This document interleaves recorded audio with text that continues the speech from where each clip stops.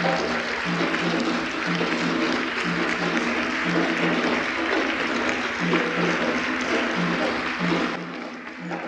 more time, Dr. Akbar! All right, my brother. Good to see you. Good to see you. All right. Always good to be here. All right. All right. All right. Thank you, sir. Thank you. Wow, that's quite a welcome. I appreciate that. I appreciate that. I love you too. I love you too. I really am glad to be back home. Let me begin by saying, with the name of God, who is the most gracious and the most merciful, in the presence of our ancestors, we understand as African people that we stand on the shoulders of those who preceded us, and we invite them now to join us and to be with us at this time. It's an honor for me to be back with the UAM family and the Harlem family, the Brooklyn family, the New York family, and to say to you, some of you, Hotep, others of you, Salam Alaikum, some of you, Habara Ghani, and for the hip-hoppers, yo, what up? To Chairman Maddox, a very, very devoted, hard-working, and a brother who is almost calloused with scars, one who has been beat down and keeps on coming back regardless.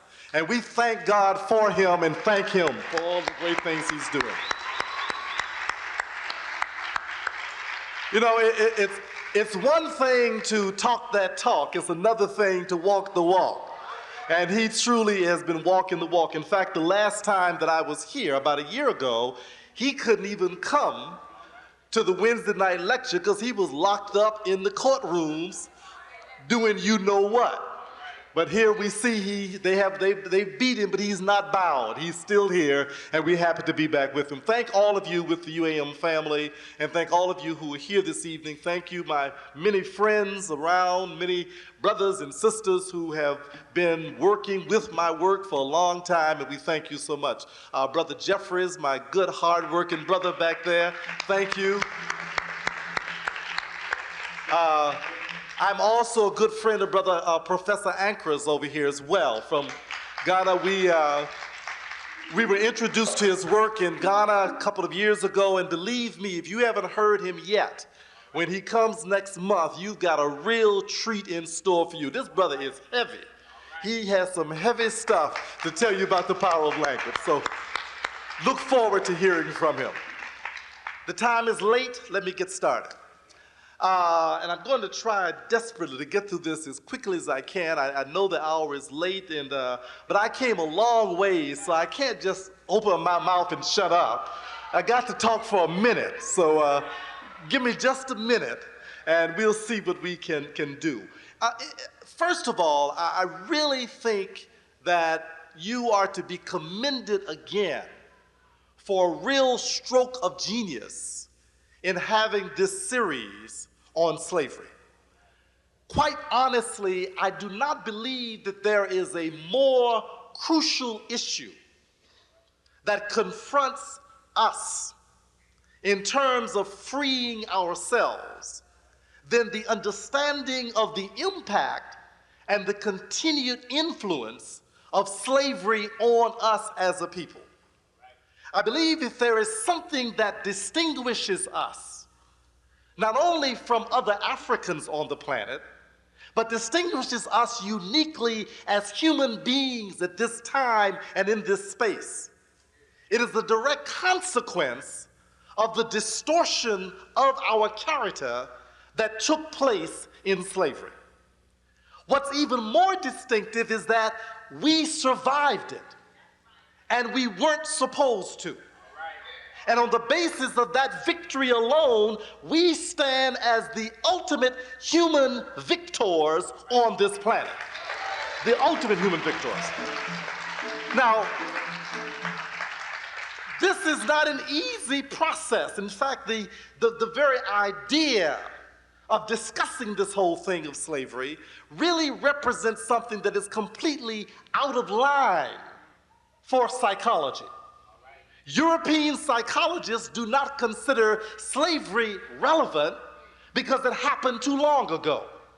If you were to go over to Columbia, to NYU, or go over to City University and begin to talk with some of the psychologists about doing research and trying to understand and conceptualize the impact of the slavery experience on the minds of African American people, they'd begin to tell you some mess about slavery was over 100 years ago. It has no relevance because it doesn't fit into the contemporary reality. There's no developmental reflection of what African people in America are able to do. So why you talk about this slavery stuff? They're crazy. They don't understand who we are.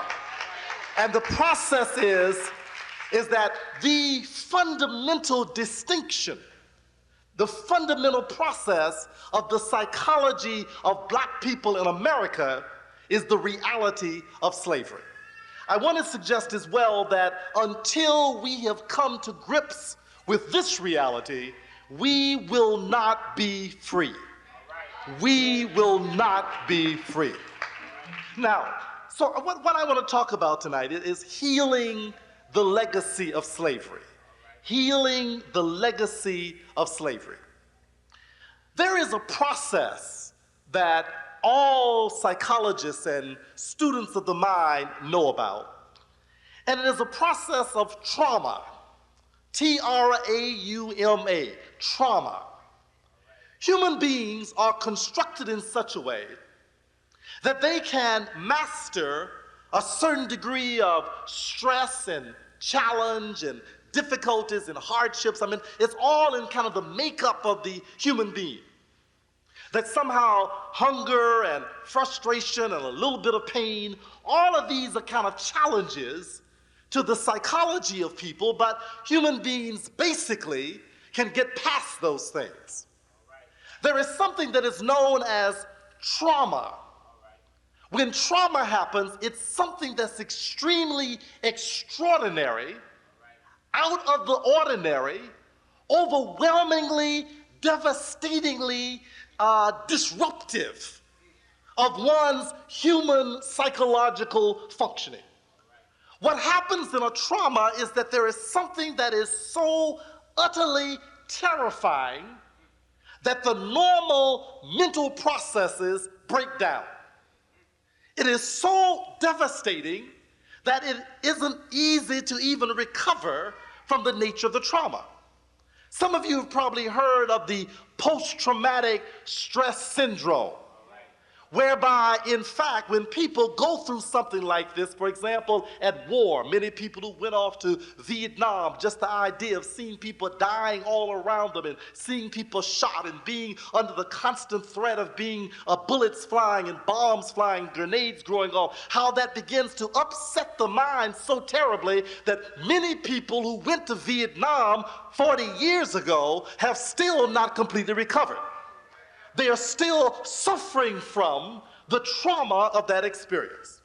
We know that you can be raped as a child, raped as a teenager, devastated by this circumstance, and it can be so upsetting that even though it might have happened at the age of 14, at the age of 40 and 60 and 70 even, you still are dealing with the trauma of this unnerving, disruptive event.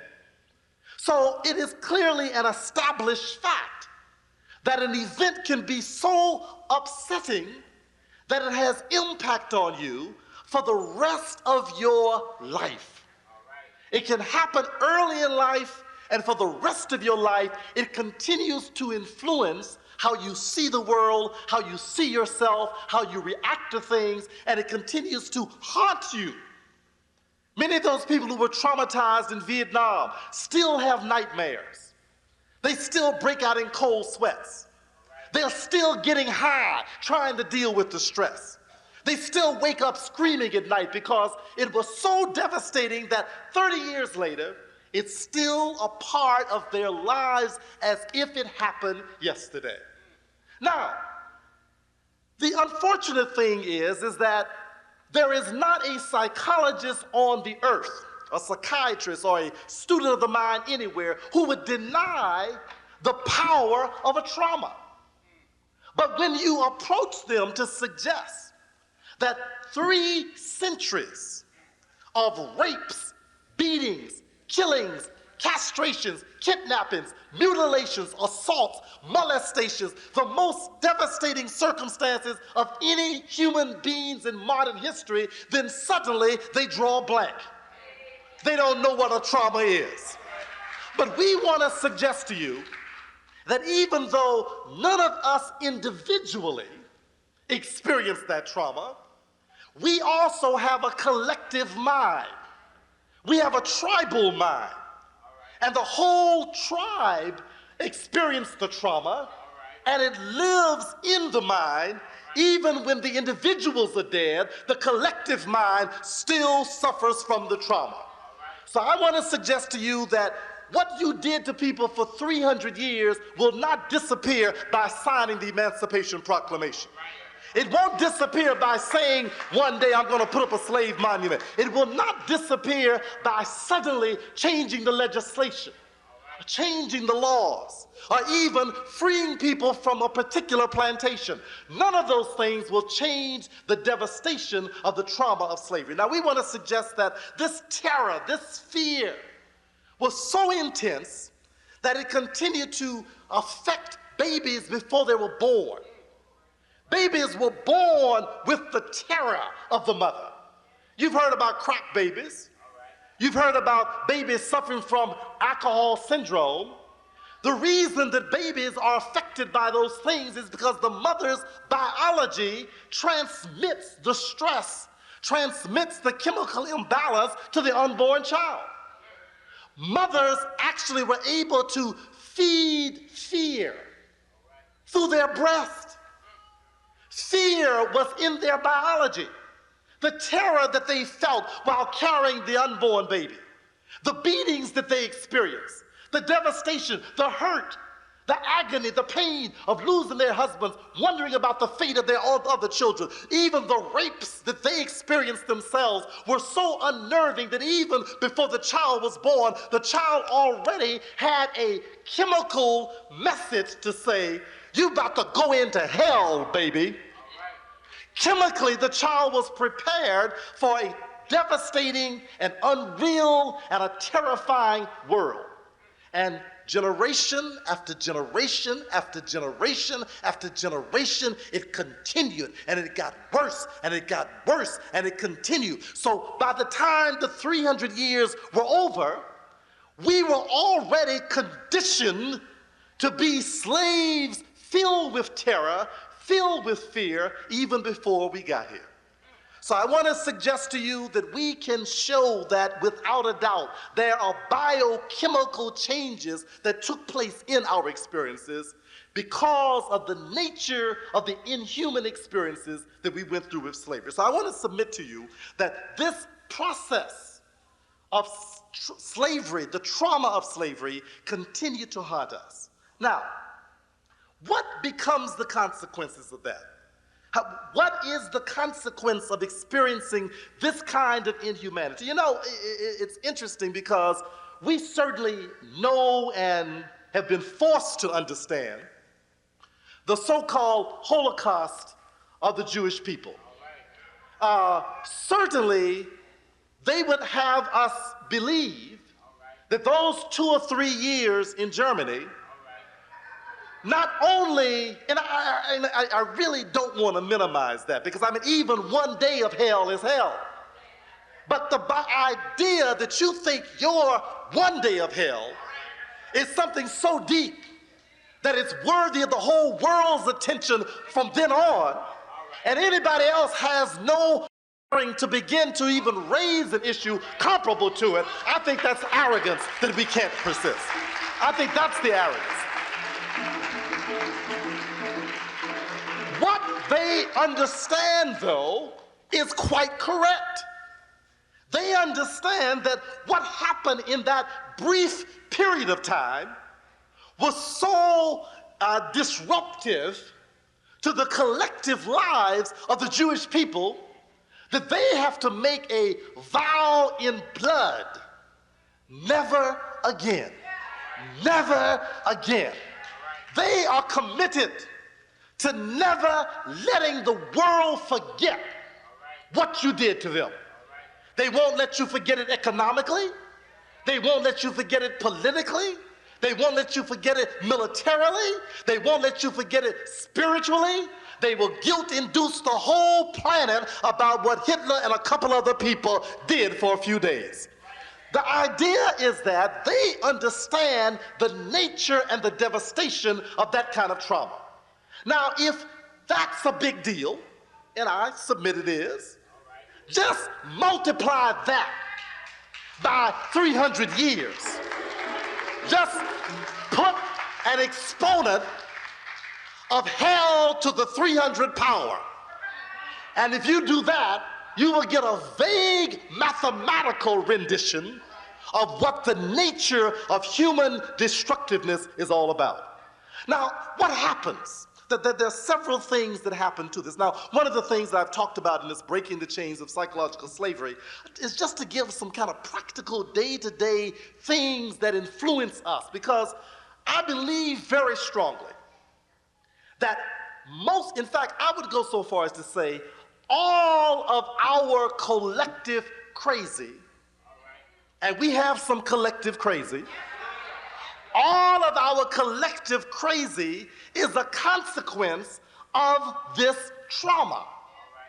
One of the things you've learned at the UAM by all the scholars you've heard, and all the contributions by our greatest thinkers, Dr. Ben and Dr. Clarke and Dr. Jeffries and Dr. Asante, the one thing you know is that we were not this crazy before we came here.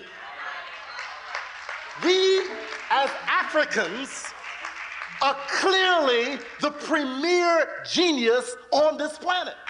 There's just no question about that now. I mean, we have the Genesis mind. The concept of human functioning had its origin in the African mind.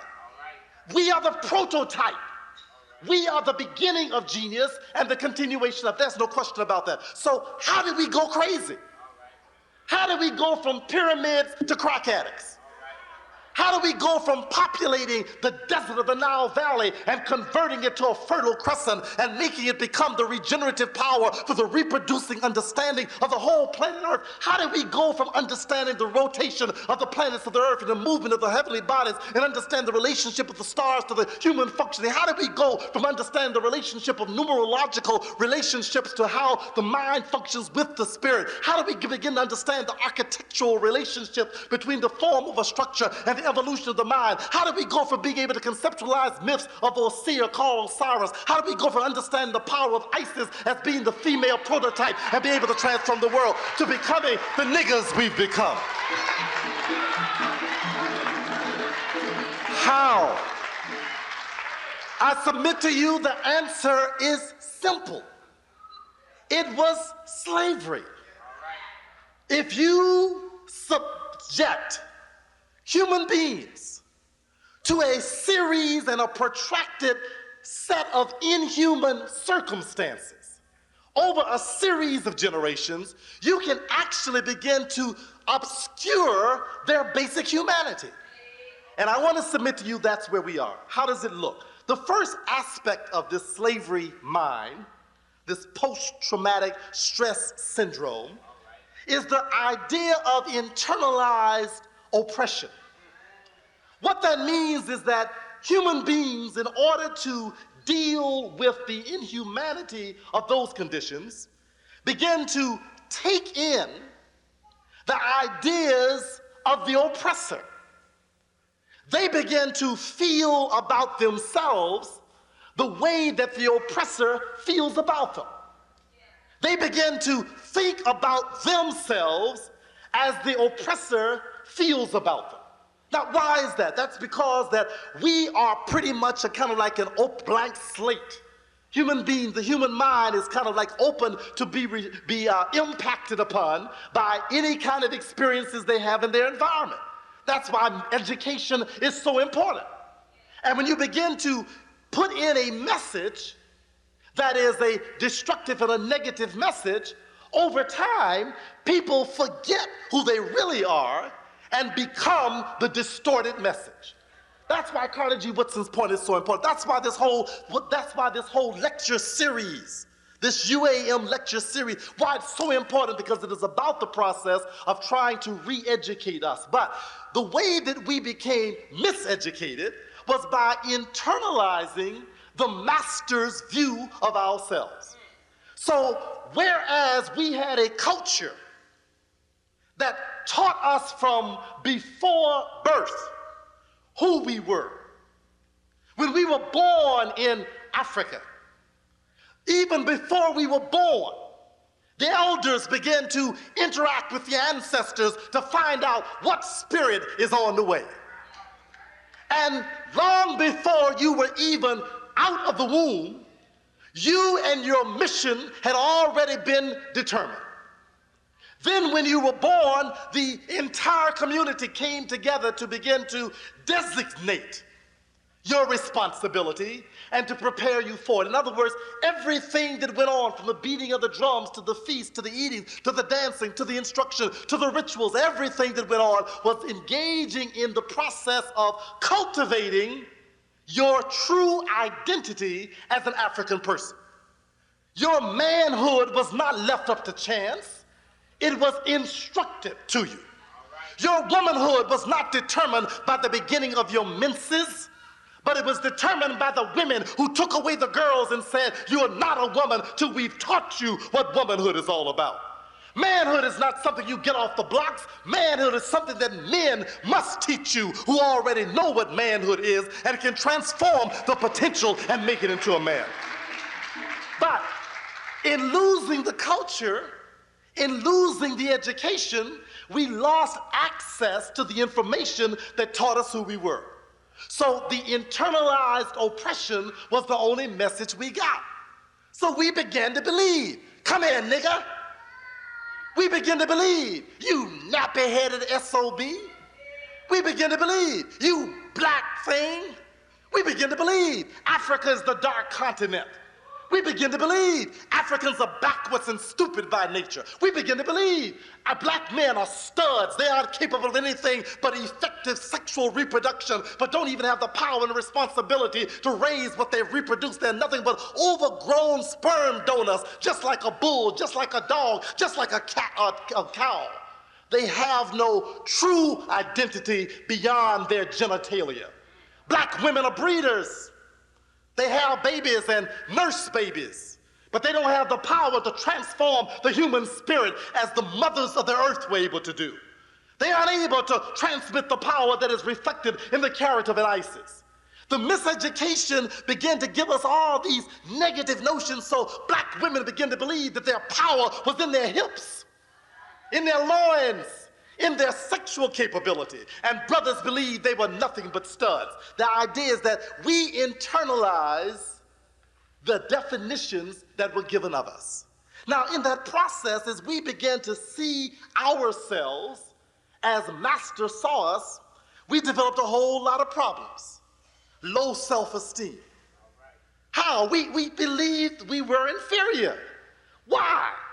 Because boss believed he was superior. And his whole strategy was to constantly remind you of what supremacy is all about. And supremacy means W-H-I-T-E. Not only is the father of his country white, not only is the house of his ruler white, not only is everything he considers worthwhile and pure white, even God is white. And his mama was white, and all his roadies were white. Everything worthwhile is white. All the geniuses of the planet were white. All the scholars were white. All the historical deeds of consequence were white. The beginning of culture was white culture. Everything that was worthwhile was white. Now, if everything valuable is white, and the one thing you look at when you see in the mirror is black, black, black, black, black, black, black, black, black, then obviously you don't count. And it isn't long before you begin to think of yourself as if you are the master. So you want to know why we can't get along with each other? Because we are still treating each other based on the internalized definition of our inferiority. Why do you think we cannot have the confidence in our own leadership? Why are we always tearing down the leadership in our own communities? We don't like who we are. As soon as somebody stands up, your slave nature requires you to tear them down. You can't do anything else because the slave mind does not give you the respect to stand up and defend and to fight and to die for anybody who stands up for you. You know, it's amazing. And I mean, and certainly there's a real big difference between Bill Clinton and Ronald Reagan. And it ain't Alzheimer's either. There's a real distinction. But what amazed me was the kind of uproar and the kind of indignation, the kind of determination that grew up against the black people brought in defense of him, but I didn't hear the same defense for Attorney Maddox. I didn't hear the same, listen, I didn't hear the same outrage when the press condemned Minister Farrakhan. I didn't hear the same outrage when when Al Sharpton has stood up. I haven't heard that outrage when they begin to tear down our own black leadership. But we will go and die for good white folks. We will die for good white folks. In fact, we'll die for not so good white folks, as long as they're white is a primary criteria. The point is that we have so internalized these things that we cannot effectively love ourselves. We don't believe that our food is as good as their food. Even though when we eat it, we know the difference. We don't believe that our businesses have the same capability. We don't believe that our children should be trained to take over the world. We don't believe that we can somehow outdo the Democrats, the Republicans, the Socialists, and all the rest of them. We don't believe that we have the same power and greatness of leadership. We don't believe that our scholars have the capacity to redefine history according to our own perspective, and it is correct. We don't have the same confidence in our thinking that we have in the thinking of our masters. Internalized oppression.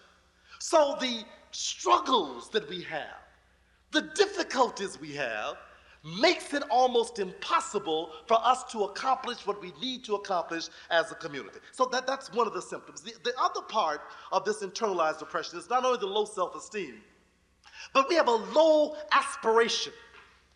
We don't even want to be in charge. I mean, we don't want to. We want to be hired. If the NBA players are really mad, if they so bad, why the hell don't they get together and buy the doggone league? Ain't nobody playing it but them. Nobody's out there playing worth much but them. So if white folks won't treat you right, make up your own.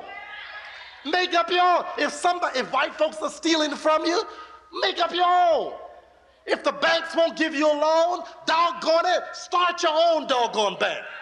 But we can't even aspire to that. You know, when I began to write and develop, and I don't mean me by myself, but those of us who have engaged in trying to redefine psychology and redefine African American history, we began to put down ideas that traditional psychology did not have an appetite for. I mean, they couldn't grasp the ideas we were talking about. They couldn't understand what Frances Welsing was saying when she began to talk about the nature of melanin deficiency and how it begins to impact on the psyche of people that makes it necessary for them to put together a collective world system to deny their inferiority and fear of genetic annihilation. They didn't understand that. When we began to put together, when Dr. Ben began to suggest to us again, as George G.M. James and many others had already suggested, that in fact the world's history began in the Nile Valley, and the Nile Valley is in Africa, and it was developed by African people, not white invaders who came from someplace else, not the current inhabitants who took over the land and took over what they found there and claimed it for their own, but black, kinky-haired, big nose, thick lip, blue-black people like your mama. You understand? They weren't ready for that. So what do we have to do? Dr. Ben began to Xerox and mimeograph his own books and staple them together. Francis Wilson began to put together a little pamphlet, but distribute that around. I began to put together these little books and spread those around. We began to say, look, I don't have to get your permission to think. Who the hell you think you are anyway? But we were running away from the plantation. We were following the example of Nat Turner and Harriet Tubman. We were revolting against plantation control over our minds. So we could not have our ideas limited to where they wanted to print them. We had to begin to print them ourselves. My point is that aspiration is a freeing syndrome. It's a freedom from the syndrome, I'm sorry. Aspiration begins to make you believe and understand that not only are you capable of being in a position of leadership, you have the responsibility to be in the position of leadership. That's what we need to think about. And we as a community have difficulty thinking that way because of the devastation of this slavery system that's still on our minds. This is why we run and give our power and resources to the Baptist conventions. And the Baptists that we give it to are funded by the white Baptists.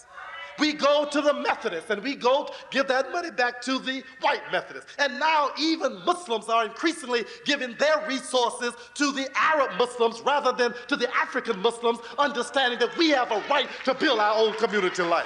You understand? I'm saying that we have resources that we don't even try to control. We don't try to get housing for ourselves. Brother Leroy was bringing me over this evening. We were riding into Harlem and said, he said, we ought to buy all these buildings. We should put our resources here. We don't have to worry about going anywhere. Let's invest in building our own community. Why not? Why not? You're waiting for somebody else to develop it for you. But see, slaves can't fake that big. Slaves can't fake being in control. Slaves can't fake buying and owning a forum where you can do what you need to do. Slaves have a rent, lease, loan, gimme, welfare mentality. Slaves want to be handed to and not controlled. Don't get angry with me. You know, I'm a psychologist. I got to tell the truth. If you crazy, you just crazy, damn it. What you want me to do? How am I going to tell you how wonderful you are and you're sitting around as the most demoralized human beings on the planet? The greatest power of any human beings on earth, and we are completely inactive. We spend all our time gossiping. Did you see what she had on?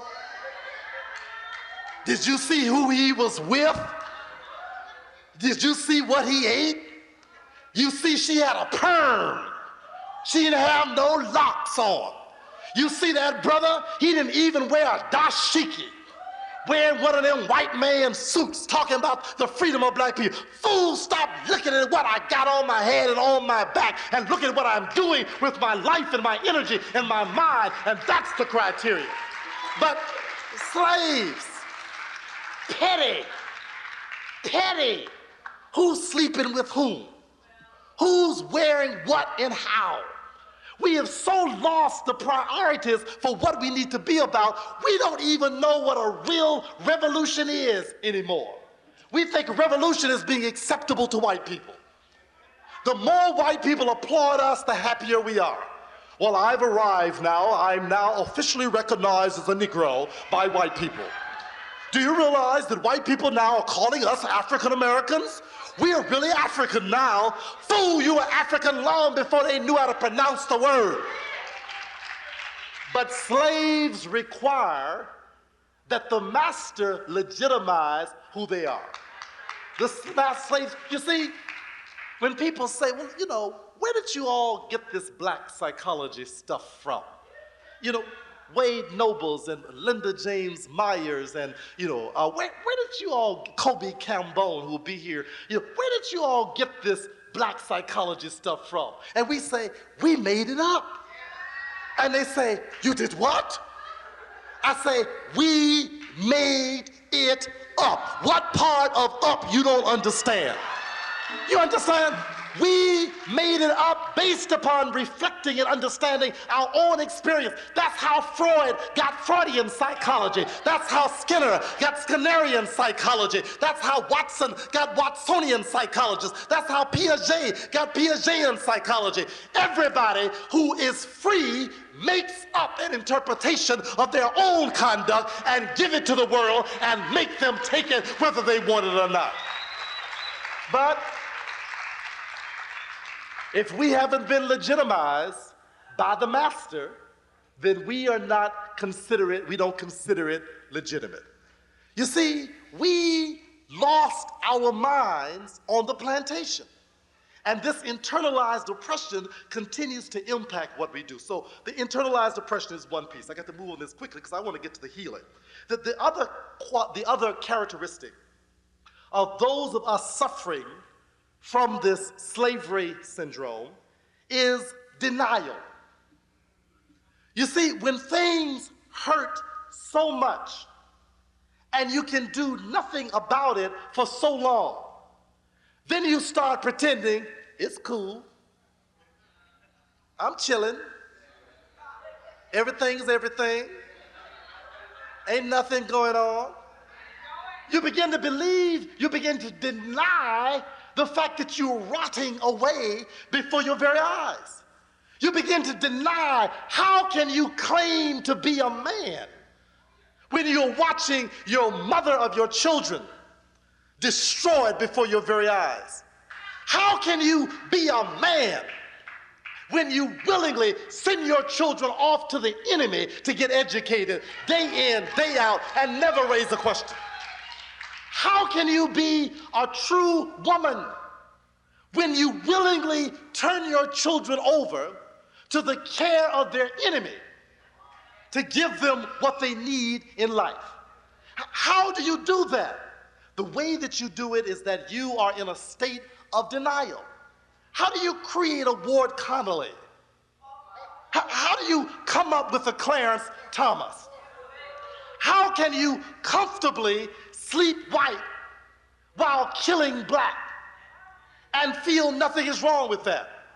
How can you actively declare Pataki as your governor?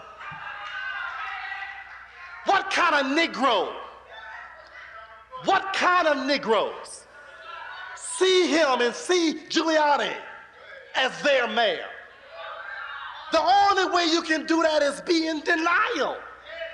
Denial is the next step to psychosis. Because first of all, you deny reality, then you start living in another reality. Denial is step one, psychosis is step two. And once you're psychotic, all we can do is give you some medication because you're out of here. The idea is that we as a community are living in denial.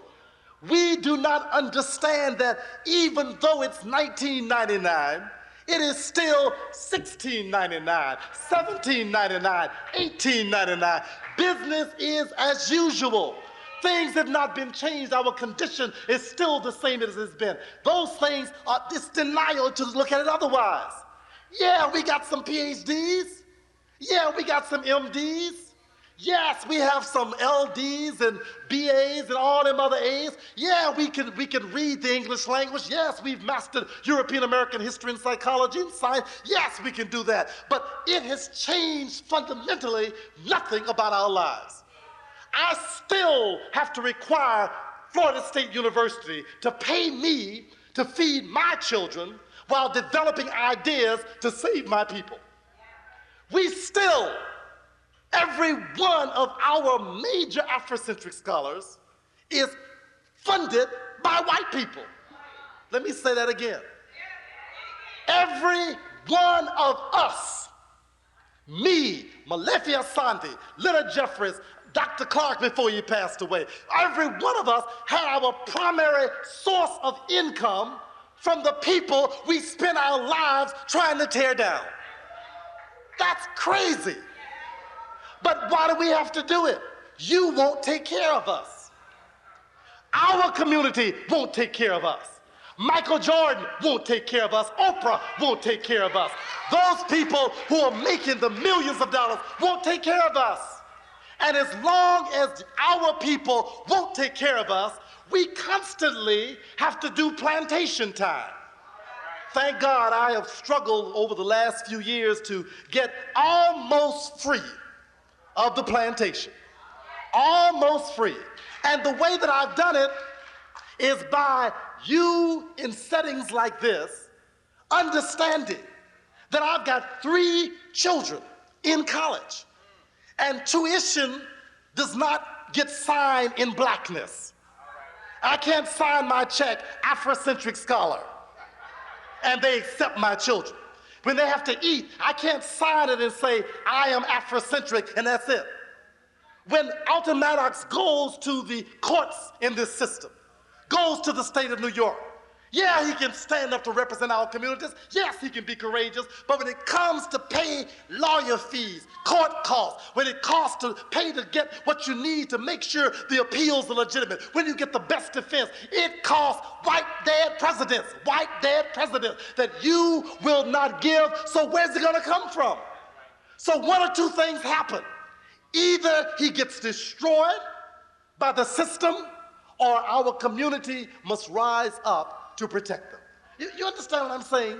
But we don't even have the aspiration to be in charge. We're in denial. We're in denial because we have lost sight of what our reality is. And look, it's very important that you understand that all of us who are out here struggling are struggling with an understanding that we are plantation preachers. We are plantation preachers. We had one PhD program in African American Studies in the United States at Temple University. We had one of our most brilliant scholars who was over that program. But it was not at Morehouse. It was not at Fisk. It was not at Tennessee State. It was not at Lincoln in Pennsylvania. It was at Temple. So when it got too black, the white folks say, sorry, that's it. Bam, close the damn door, and it's all over. It was over as soon as they decided it was over. But what do you expect?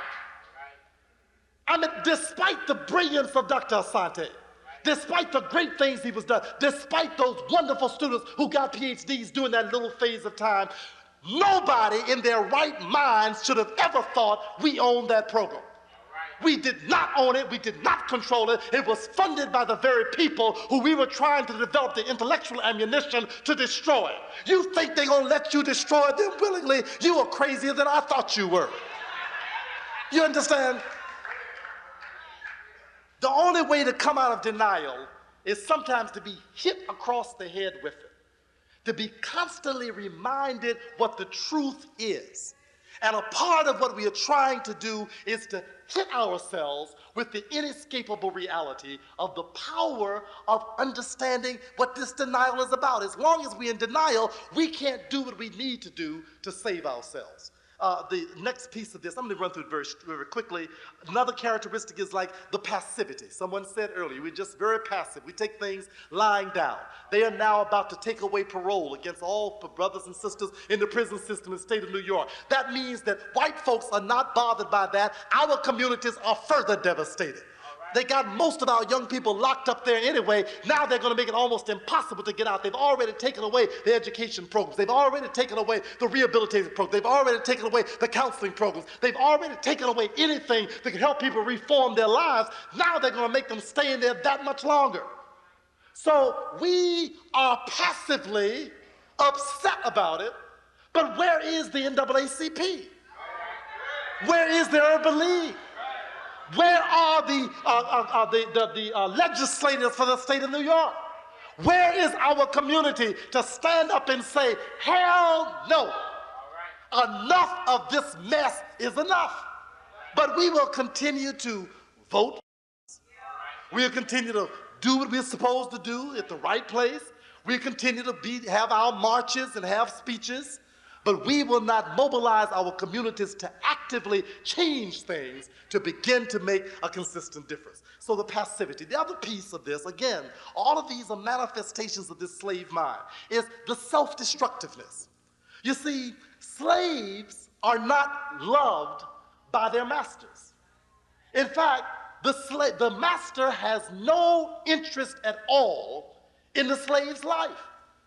So he encourages you to eat all the pigtails you can get. He gives you chitlins. He gives you chitlins with lots of salt and encourages you to eat like a pig until you look like a pig.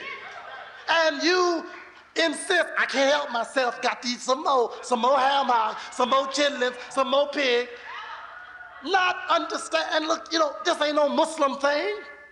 This ain't no nationalist thing. This is a scientific thing. Pigs are nasty. They are toxic, they're destructive to your biology. And soul food was S-O-L-E, not S-O-U-L. It was the only food you had, and therefore you had to eat it. You don't have to eat it now, but you still do. Who makes you smoke crack? How many white folks stand over you with a gun and make you buy Newports? How many white people make you buy Cools? How many white people make you drink beer, drink wine while carrying babies in your womb?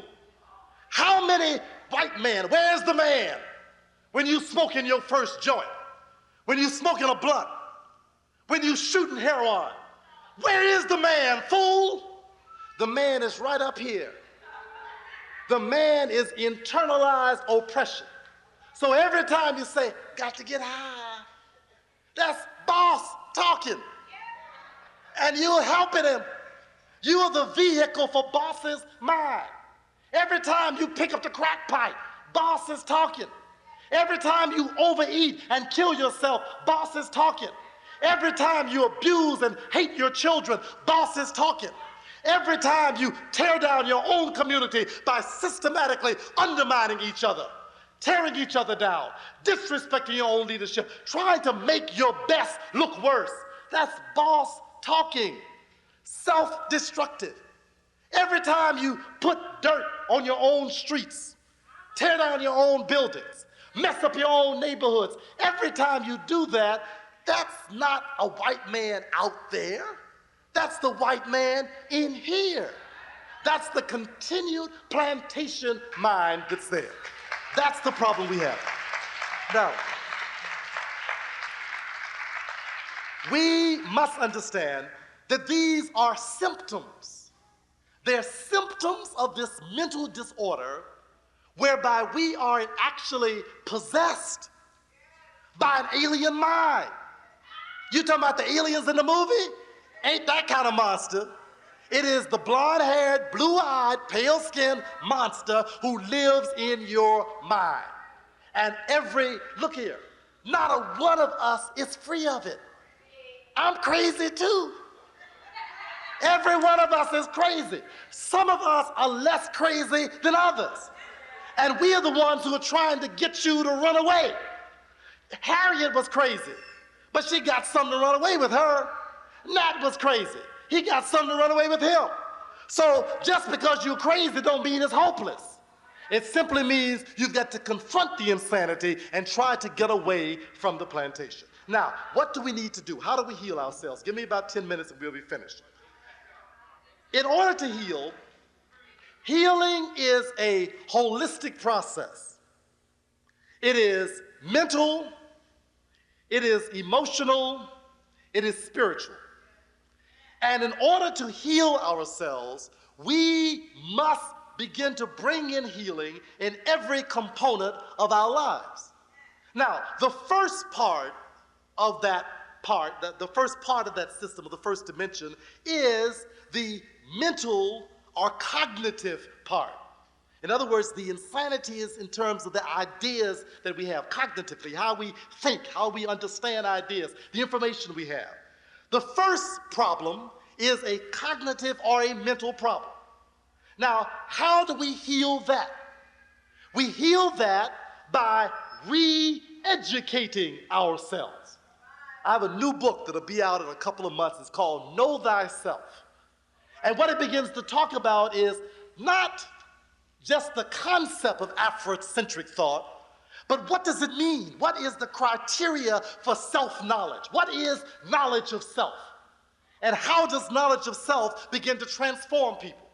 I want to suggest to you that the first step towards re-education is cognitive or mental re-education. So that's where we start. We start by taking back our claim to Africa. We start by taking back our claim to science. We start by taking back our claim to mathematics. We start by taking back our claim to language and linguistics. We start by taking back our definition of the world and the geography of the world. We begin to put the center of the world back where it began. We restore the Garden of Eden to where it belongs. We begin to put the world back in a way where Africans see themselves in the center. So step one is re-education. That's why an important part, a critical part of the Afrocentric movement has been the restoration of history. The restoration of our history, the restoration of information about us. If we don't know that Imhotep was a black bald-headed man who looked like you and your daddy, then you will never understand that the medical genius of the world had its origin in someone who looked like you. If you never know anything about the brilliance of the people who in Mali who understood the power of the Sirian star system long before Galileo or Copernicus ever had a telescope looking into outer space, long before they conceptualized the movement of the earth, Africans already understood that. If in fact you don't understand that Africans understood the relationship to the stars and to mathematics and to human psychology long before Europeans ever conceptualized alchemy or astrology, Africans already understood those relationships and they conceptualized them and given them to the world. Long before Europeans understood what family was, Africans understood that family was fundamentally a system that went all the way back to the unborn, all the way back to the long dead ancestors, all the way ahead to the unborn, and it went out to encompass the whole human family. Africans were the first to understand what family is all about. We don't have to go anywhere to learn about civilized life. We brought civilization to the planet. Now, because of the slavery system, that had to be erased from our memory banks. They had to hit delete. They hit delete and it was gone, out of there. And it's not even anywhere, you can't even access it till you go back into the hard drive. So in the hard drive, that's where the hidden knowledge is that we are now trying to bring back into the mainframe so we can begin to conceptualize the world again to empower ourselves. But that's step one, the mental restoration, the mental reinstitution, because that's the beginning of the process of healing this legacy of slavery. Because you see, once you understand that you are the author of brilliance, then somebody talking about the bell curve is funny. It ain't even worth your attention. Once you understand that you were the ones who conceptualized math and physics and astronomy and architecture, and you were the ones who conceptualized that, who understood those relationships. Once you understand that, then you no longer have to argue with these people who say our children can't learn. We know that something is going on that they are doing, that we need to do something else. So the process of doing what's necessary is corrected as soon as you know better. As soon as you know better.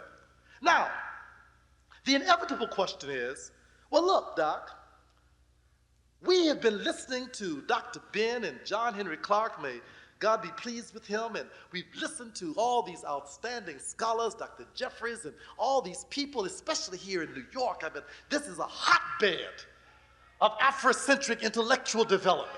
You all have been exposed in this forum, from the slave theater all the way, I was saying tonight, I've been to all your locations.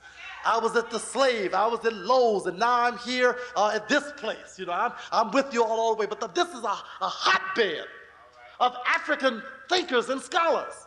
So your inevitable question is, if we've heard all this, why are we still doing nothing? Why does Attorney Maddox still have to beg us to keep the lights on in this building? Why does he have to beg us to pay Delta Airlines to get Kobe Cambone here, to pay American Airlines to get Malefi Asante? Why do you have to be begged, embarrassed, marched around? Why do you have to do that? You ought to come in dropping money out. You ought to come in with a check already written out, because you believe in this. So obviously, the information is not enough. But that's a start. It's a necessary piece, but it must be holistic. Now, what's the other part? The other part is the emotional piece. The emotional piece. Yes, Virginia, feelings are real. Yes, feelings are a part of knowledge. Yes, feelings are necessary in order to begin to heal ourselves. So look, you can't be cool when you understand slavery. You got to get mad. If you ain't pissed off, you don't understand it yet. You don't understand it yet. You must confront the anger until you have cried real tears. You don't understand what happened. We do a tour. You saw Gory Allen here earlier, but Dr. Wade Nobles, who's been here as well, and I do a tour to Ghana every year. And we take a group of 40 or fewer people through various aspects, and the highlight of the trip, and we do this as psychologists, we understand that a part of the healing is, on the one hand, to reconnect with the culture of West Africa, to reconnect with the scholars in West Africa, but we also understand that a part of it is to reconnect with the hurt of West Africa. So what we always do is, an essential part of our trip is the visit to Elmina and Cape Coast slave dungeons. And what we see every year is we see young, old, male, female, grabbed by our ancestors and shaken until tears come out of their eyes. Several years ago, I took my twin sons, and we took about a sister, Marimba Ani, took her daughter Jifa, and there were about 10 teenagers with us. Dr. Nobles took his children as well. There were about 10 teenagers or students in their early 20s or so. And what we were overwhelmed by was that every one of these children, when we went into the dungeons, particularly the male dungeons and the female dungeons at Cape Coast Castle, Cape Coast Dungeons, these young people actually became hysterical, screaming and hollering hysterically. We literally had to take 2 or 3 of the sisters and bodily pick them up and take them out of there. Because what they re-experienced was the emotional connection to the reality of the pain and the hurt that went on there. Even the Africans who are there in Ghana, even the Ghanaians, looked at us amazed, wondering what was wrong with us, because they did not know the hurt that, even though we had never been to Africa in over 300 years, we were remembering how the breach took place. I'm not kidding you. When you saw the sister Gory Allen, the sisters crying, people become uncontrollably taken. I've been there now almost 10 years, 10 times. Every time I go, I lose it. I get possessed by the hurt and the pain that went there.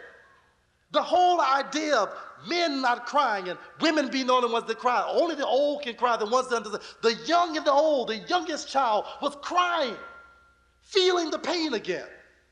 The point is that that's a part of the healing, to confront the anger and the hurt, because only when you know the hurt again can you understand what needs to be done.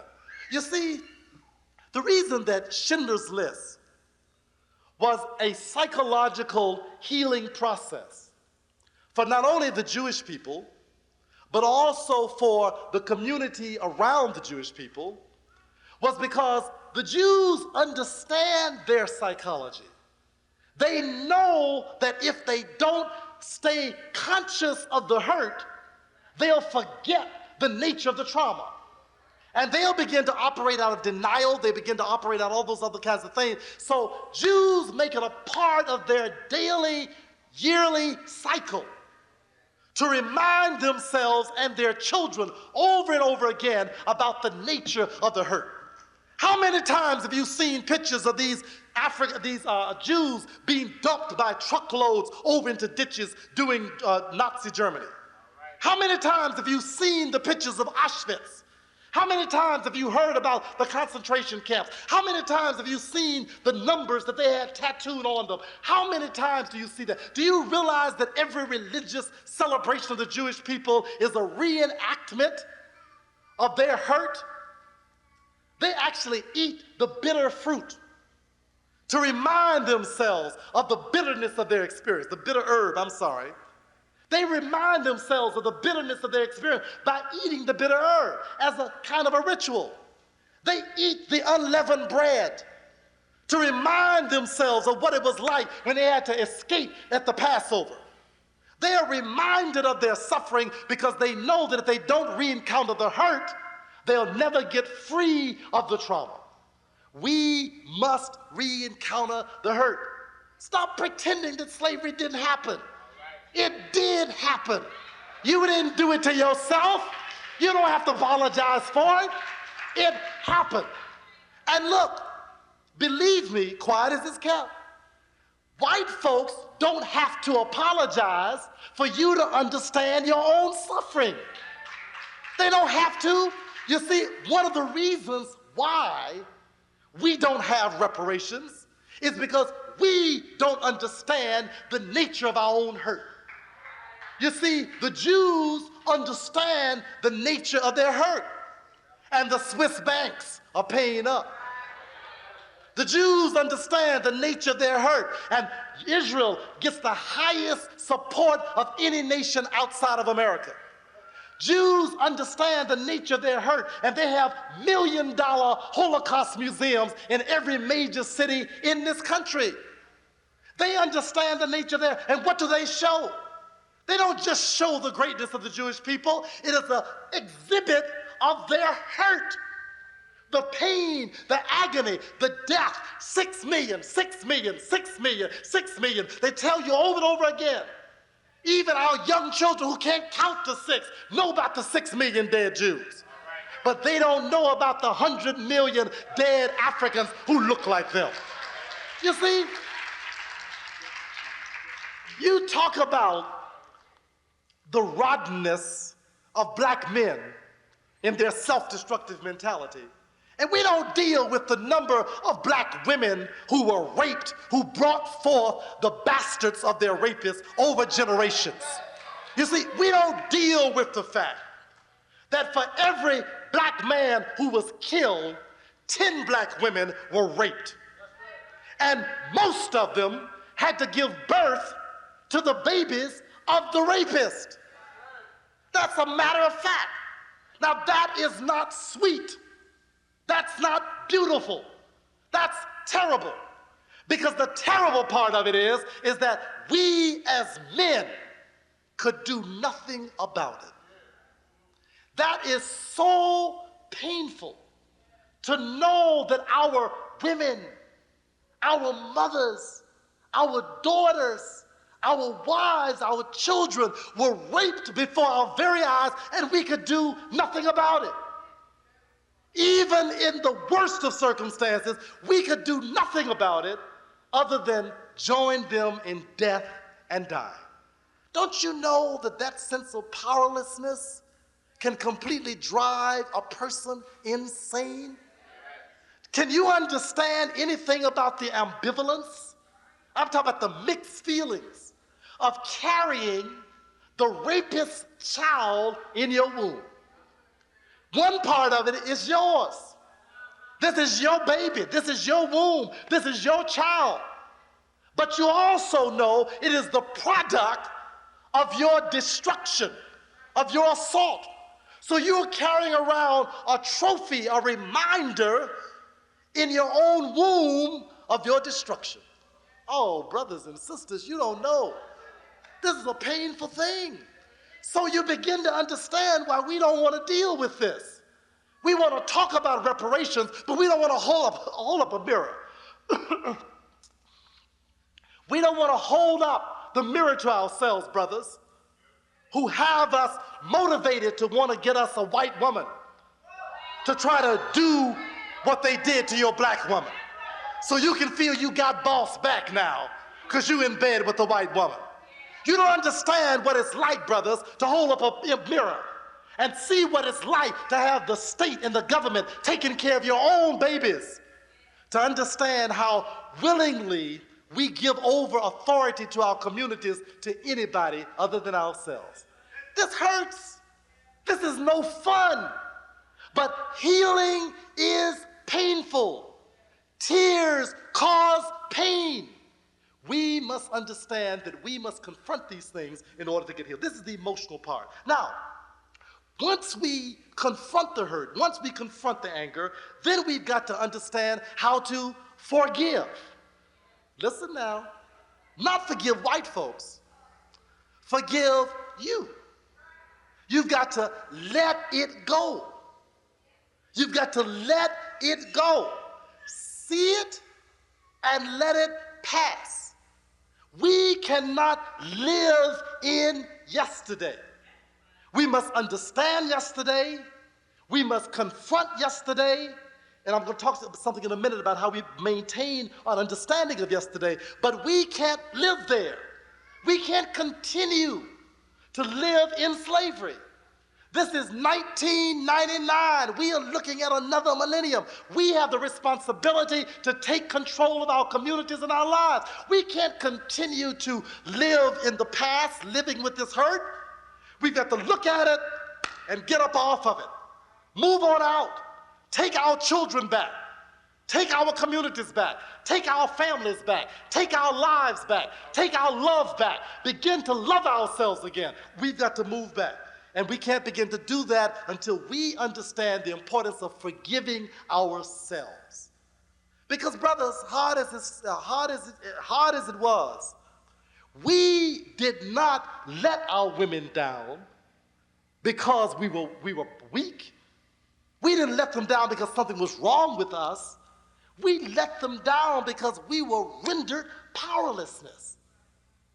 The victimizer is white men, Caucasians, Europeans. They are the ones who did that. Black women, you are not responsible for your rape, but you were raped.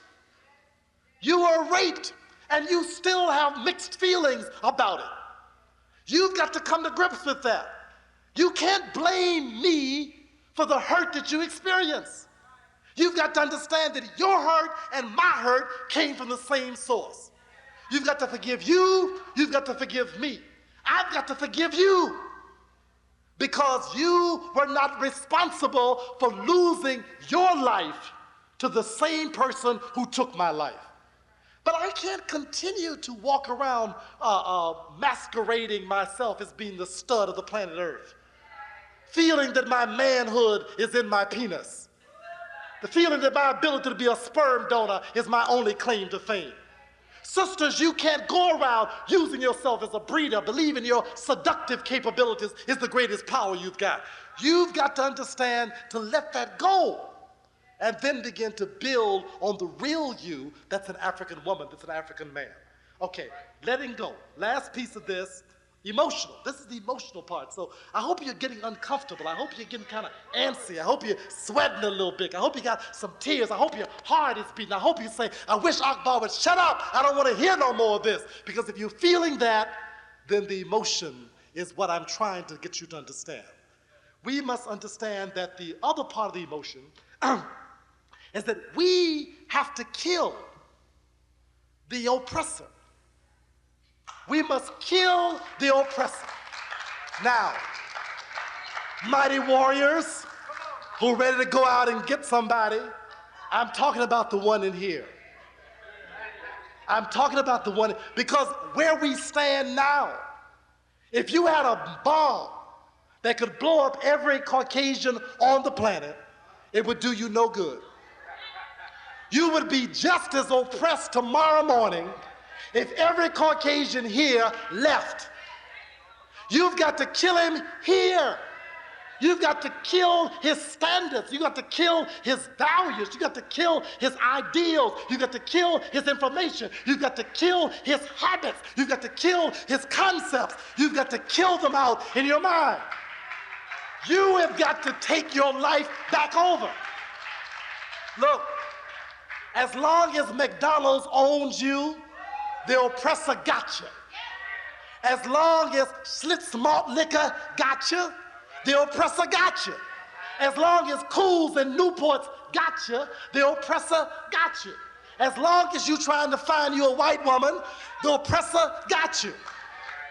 As long as you want you a white man or black man who acts like a white man, sisters, the oppressor got you. As long as you spend all your money on new outfits, Macy's, Bloomies, Saks, Nordstrom, as long as they, excuse me. Thank you. As long as they are taking every penny you've got, as long as Visa and MasterCard are completely milking your resources, they got you. You've got to kill the oppressor up here. Kill the oppressor by cutting up the card. Kill the oppressor by getting your diet straight. Kill the oppressor by giving your resources to build your own community. Kill the oppressor by destroying the power that it has over you. Now, how do we do this? We must move towards self-celebration. We've got to feel good about us. We've got to feel good about our freedom, our justice, our right to have peace, our right to be in control. Kwanzaa is such an important ritual because it reminds us of how to celebrate ourselves. We need every opportunity we can get to celebrate who we are, because self-celebration begins to get us hyped about us. But you see, you got to have hype with knowledge. You see, you can't just be hyped and don't know nothing. A lot of us hype and don't know nothing. Don't own any books, or even worse, got books on your shelf you've never read, who go around quoting what you heard somebody else quote. You got to study. And then you don't just get hyped, you become committed. Your heart becomes a part of this process. You understand it's not changing a hairstyle. It's not putting on mud cloth or kente cloth. It's not dressing up in a costume. When you really feel this love, you sleep it, you get up on it, you go to bed on it, you dream about it. Day and night, you live the liberation of black people. That's the power of truly emotionally becoming attached to this process. Last but not least, the mental, cognitive part, the emotional piece, and then the spiritual. Now, Africans understand that the foundation of the human makeup, the foundation of life, is God. Now, it doesn't matter what name you refer to that by. Some people call it Amun-Ra, some call it Ptah, some call it Jehovah, some call it Jah, some call it Allah, some call it God, some call it all kinds of names. The idea is that we are talking about the supreme power of the universe is inescapable. It's at the core and the foundation of all that is. Once you understand that, you must also restore the fundamental spiritual truth that wherever we are, God is. You understand? So, You must understand, you know, the Honorable Elijah Muhammad was an absolutely brilliant psychologist.